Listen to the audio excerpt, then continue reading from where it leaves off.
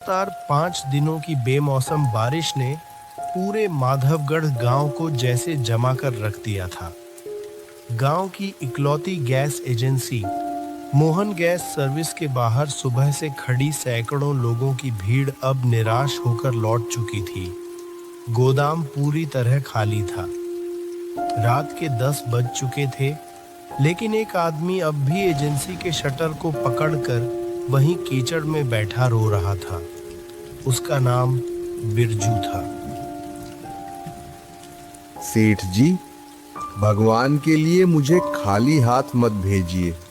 मेरी पत्नी को प्रसव पीड़ा शुरू हो गई है।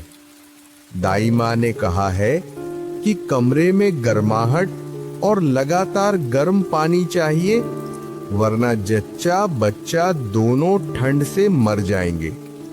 घर की लकड़ियां गल चुकी हैं। बस एक सिलेंडर कहीं से भी दे दीजिए। बिरजू, मैं तेरा दुख समझ रहा हूं मेरे भाई।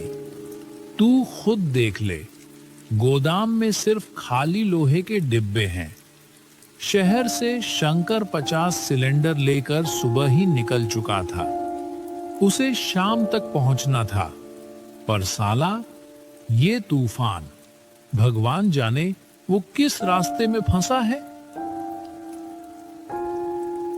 तो क्या मेरी पत्नी और मेरा होने वाला बच्चा आज रात तड़प तड़प कर मर जाएंगे सेठ जी?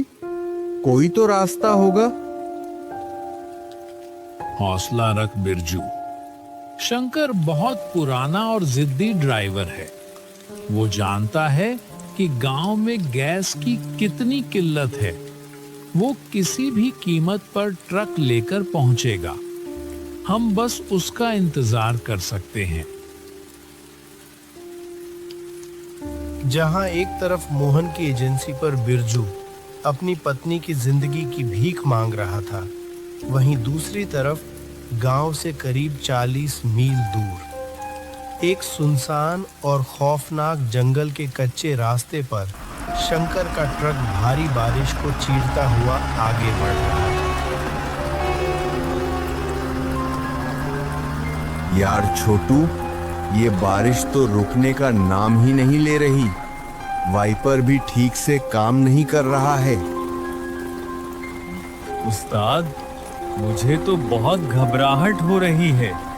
जब हाईवे का पुल टूट ही गया था तो हम वहीं ढाबे पर रुक जाते ना। ये काली घाटी वाला कच्चा रास्ता तो वैसे भी मनहूस माना जाता है। यहाँ दिन में भी कोई नहीं आता और हम इतनी रात को आ गए। रुक कैसे जाते छोटू? तुझे पता है गांव में क्या हालात हैं? लोग बारिश में बिना पके खाने और बिना आग के ठिठुर रहे हैं। मोहन सेठ का फोन आया था, अगर आज सुबह तक सिलेंडर नहीं पहुंचे तो गांव के कई बीमार लोग ठंड से मर जाएंगे। जान हथेली पर रखकर ही सही, पर ये ट्रक आज रात माधवगढ़ पहुंचेगा। पर उस्ताद, लोग कहते हैं इस जंगल के रास्ते में जो भी गाड़ी रुकती है वो कभी वापस नहीं जाती। यहाँ छलावा होता है। चुप कर। भूत प्रेत कुछ नहीं होते। तू बस अपनी खिड़की बंद रख और चुपचाप बैठ। ट्रक के भारी पहिए कीचड़ और गड्ढों को पार करते हुए धीरे धीरे आगे बढ़ रहे थे। चारों तरफ सिर्फ ऊंचे ऊंचे काले पेड़ थे जो बारिश में किसी डरावने राक्षस की तरह लग रहे थे। उधर माधवगढ़ गांव में बिरजू की बेचैनी अब बर्दाश्त के बाहर हो रही थी। नहीं सेठ जी, मैं अब और इंतजार नहीं कर सकता। मैं जा रहा हूं।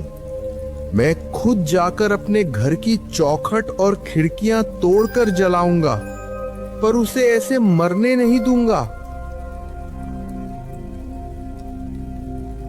पागल हो गया है तू? गीली लकड़ी सिर्फ धुआं करेगी, आग नहीं पकड़ेगी। तेरा पूरा घर धुएं से भर जाएगा और दम घुटने से उनकी जान चली जाएगी। तू यहीं रुक, शंकर बस आता ही होगा।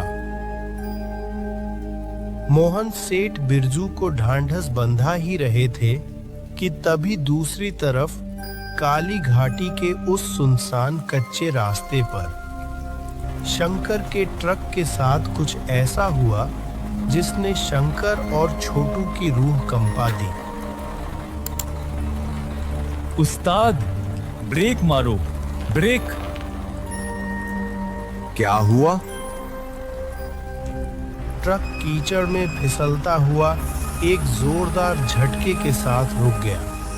शंकर और छोटू झटके से आगे टकराए। बाहर घुप अंधेरा और मूसलाधार बारिश थी। ट्रक की पीली हेडलाइट की रोशनी में कुछ दूर आगे एक आकृति खड़ी थी। ये इतनी रात को जंगल के बीचों बीच कौन खड़ा है? उस्ताद, मैंने कहा था ना, ये रास्ता ठीक नहीं है। ये कोई इंसान नहीं लग रहा। पीछे लो गाड़ी, जल्दी पीछे लो। पागल मत बन छोटू, कोई औरत लग रही है। बारिश में पूरी भीगी हुई है, शायद कोई मुसीबत में है। इस वीरान जंगल में कोई अकेली औरत क्या कर रही होगी उस्ताद? वो पक्का कोई डायन या छलावा है। आप दरवाजा मत खोलना। तू चुप रहे, हो सकता है किसी का एक्सीडेंट हुआ हो। इंसानियत भी कोई चीज होती है। मैं शीशा नीचे करके पूछता हूं। शंकर ने कांपते हाथों से अपनी तरफ का शीशा थोड़ा सा नीचे किया। तेज ठंडी हवा का झोंका ट्रक के अंदर आया। हेडलाइट की रोशनी में खड़ी वो औरत धीरे धीरे ट्रक की तरफ बढ़ने लगी। उसके बाल उसके चेहरे पर आए हुए थे और उसने एक मैली सी सफेद साड़ी पहनी हुई थी। बहन जी, कौन हैं आप? इतनी रात को यहाँ बीच जंगल में क्या कर रही हैं? उस औरत ने कोई जवाब नहीं दिया। वो बस धीरे धीरे घिसटते हुए कदमों से ट्रक के एकदम करीब आ गई। मेरा बच्चा ठंड से जम रहा है ड्राइवर। मुझे बहुत भूख लगी है। मुझे बस एक सिलेंडर दे दे। उस्ताद, भगाओ गाड़ी, ये इंसान नहीं है। हाँ जी, ये सिलेंडर मेरे नहीं है, ये गांव वालों की अमानत है। मैं आपको यहां से नहीं दे सकता। आपको शहर जाना है तो मैं छोड़ देता हूं। मुझे शहर नहीं जाना, मुझे बस एक सिलेंडर चाहिए। अगर तूने मुझे सिलेंडर नहीं दिया तो तेरा ये ट्रक इस जंगल से कभी बाहर नहीं जाएगा।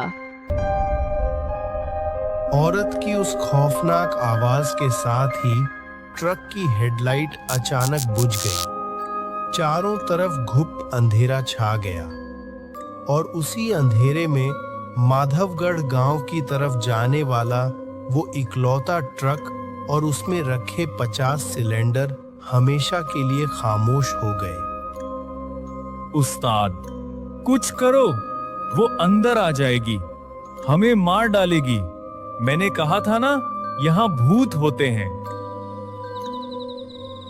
चालू हो जा, अरे चालू हो जा भाई।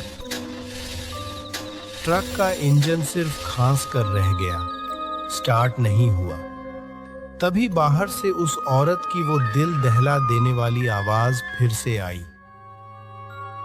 तुम शहर वाले बहुत जालिम हो। मेरा बच्चा ठंड से नीला पड़ गया है।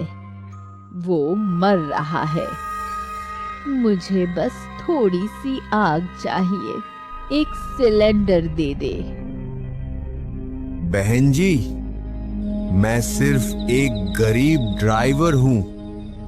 ये 50 सिलेंडर गांव वालों की अमानत हैं।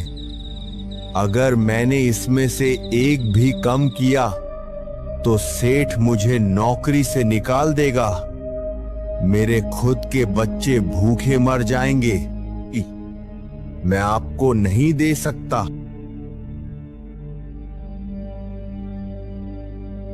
तो फिर तू भी यहाँ से कभी वापस नहीं जाएगा।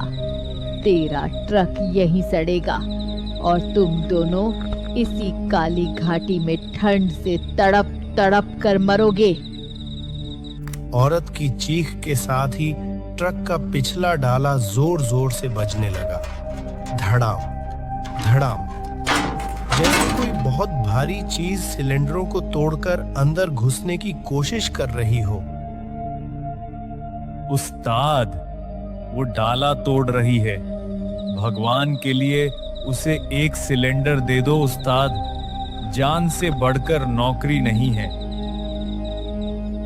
शंकर ने एक पल के लिए अपनी आंखें बंद की। उसे अपने बच्चों का चेहरा याद आया और फिर उस औरत की आवाज में छिपी एक माँ की तड़प महसूस हुई। भूत हो या इंसान, कोई माँ अपने बच्चे को तड़पते नहीं देख सकती। रुक जाओ, मैं दे रहा हूं। पागल हो गए हो? बाहर मत जाओ। अगर हमने आज एक माँ को खाली हाथ लौटाया तो हम इंसान कहलाने लायक नहीं रहेंगे। जो होगा मैं भुगत लूंगा। शंकर लोहे की रॉड लेकर भारी बारिश में बाहर उतरा। उसने देखा कि वो औरत ट्रक के पिछले हिस्से के पास मिट्टी में बैठी थी। उसकी गोद में एक छोटा सा बच्चा था जिसका शरीर सच में ठंड से नीला पड़ चुका था और वो बिल्कुल नहीं हिल रहा था। शंकर का दिल पसीज गया। बहन जी, ये सिलेंडर मैं आपको दे रहा हूं। इसके पैसे मैं अपनी तनख्वाह से भर दूंगा। आप बस अपने बच्चे को बचा लीजिए। तूने आज एक मरे हुए बच्चे को आग दी है ड्राइवर। तेरी इस दया ने आज तेरी जान बख्श दी। जा, गांव में कोई तेरी राह देख रहा है। अब तेरा रास्ता कोई नहीं रोकेगा। तभी ट्रक की हेडलाइट अपने आप क्लिक की आवाज के साथ जल उठी और इंजन खुद स्टार्ट हो गया। शंकर दौड़कर वापस ट्रक में बैठा और उसने पूरी ताकत से एक्सीलेटर दबा दिया।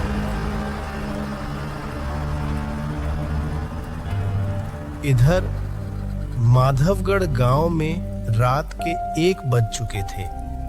बिरजू के सब्र का बांध टूट चुका था। तभी बारिश में भीगती हुई एक बूढ़ी दाई माँ दौड़ती हुई गैस एजेंसी पर आई।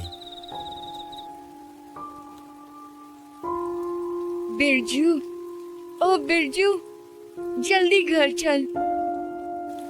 क्या हुआ काकी? मेरी पत्नी कैसी है? बच्चा कैसा है?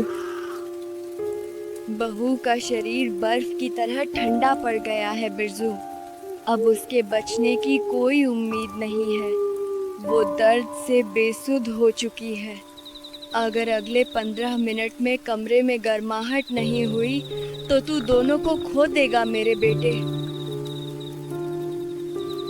मुझे जाने दो सेठ जी। मैं अपनी पत्नी को ऐसे तड़पते हुए नहीं देख सकता। मेरा सब कुछ लुट गया। मैं जा रहा हूं।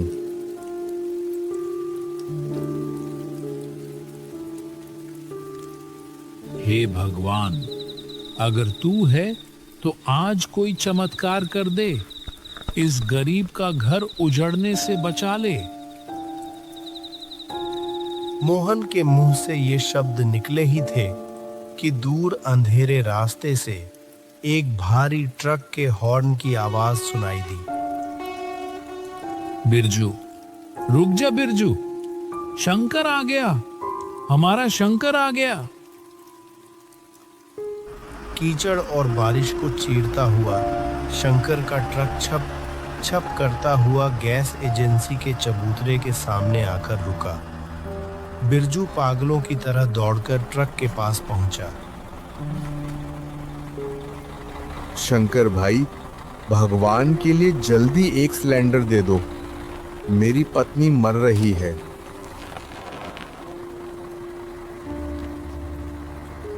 शंकर और छोटू ट्रक से नीचे उतरे।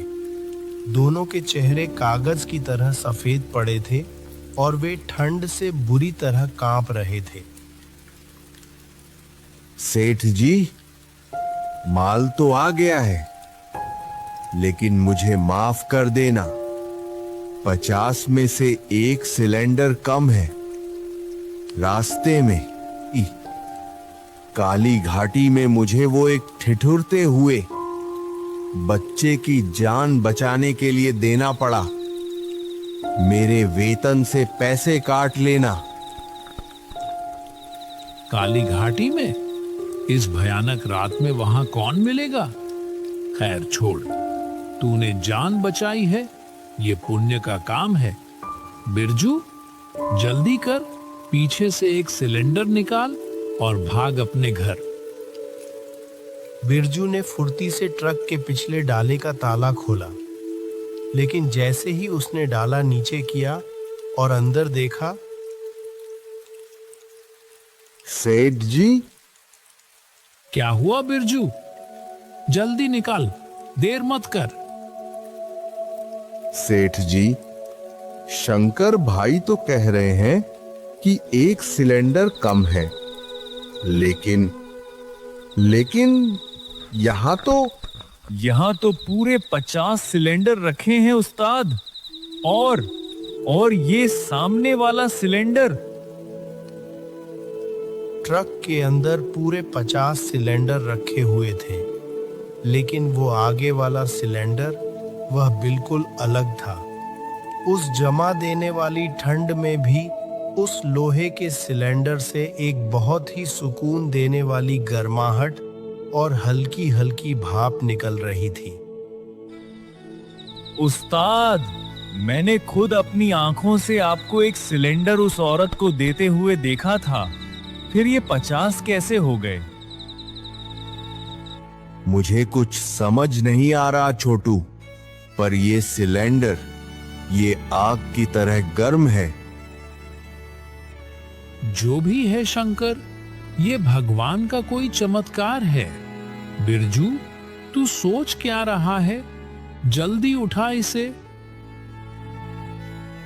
बिरजू ने बिना एक पल गंवाए उस भारी गर्म सिलेंडर को कंधे पर उठाया और पागलों की तरह कीचड़ में दौड़ता हुआ अपने घर की तरफ भागा।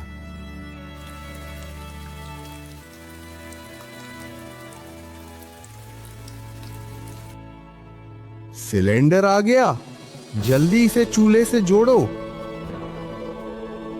दाई माँ ने कांपते हाथों से रेगुलेटर लगाया और लाइटर जलाया। तेज आवाज के साथ चूल्हे में आग जल उठी। पलक झपकते ही उस छोटी सी आग ने पूरे कमरे को ऐसे गर्म कर दिया जैसे कमरे के अंदर सूरज निकल आया हो। गर्माहट मिलते ही बिरजू की पत्नी के शरीर में जान आ गई। उधर गैस एजेंसी पर मोहन ने शंकर और छोटू को कंबल ओढ़ाया और दोनों को गर्मा गर्म चाय दी। दोनों अब भी सदमे में थे। अब बता शंकर, काली घाटी में आखिर हुआ क्या था? वो औरत कौन थी जिसे तूने सिलेंडर दिया? पता नहीं सेठ जी, वो बहुत डरावनी थी। उसका चेहरा पीला था और उसके बाल बिखरे हुए थे। वो बस अपने ठंड से मरे हुए बच्चे के लिए आग मांग रही थी। सेठ जी, वो कोई इंसान नहीं थी, उसके पैर जमीन पर नहीं पड़ रहे थे। जैसे ही उस्ताद ने उसे सिलेंडर दिया, वो एक रोशनी के साथ गायब हो गई। पर सेठ जी, एक बहुत अजीब बात हुई। जब मैंने उसे सिलेंडर दिया तो जाते जाते उसका हाथ मेरे हाथ से टकराया। उसके हाथ बर्फ से भी ज्यादा ठंडे थे और उसने जाते हुए मुझे एक बात कही। क्या कहा उसने? उसने कहा, पिछले 30 साल से इस काली घाटी की ठंड में जल रही हूं ड्राइवर, पर आज तेरी वजह से मेरे पोते को ठंड नहीं लगेगी। पोते को? ये शब्द सुनते ही मोहन के हाथ से चाय का गिलास छूट गया। छन, गिलास जमीन पर गिरकर चकनाचूर हो गया। मोहन का चेहरा कागज की तरह सफेद पड़ गया। क्या क्या कहा तूने शंकर? पोते को? हाँ सेठ जी, मुझे भी समझ नहीं आया कि वो किस पोते की बात कर रही थी।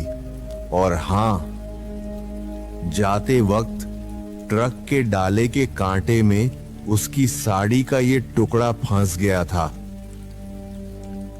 हे भगवान, ये कैसे मुमकिन है? शंकर, तू जानता है ये चुनरी किसकी है? किसकी है सेठ जी? 30 साल पहले जब बिरजू सिर्फ 6 महीने का था तो उसे बहुत भयंकर निमोनिया हुआ था। गांव में कोई डॉक्टर नहीं था।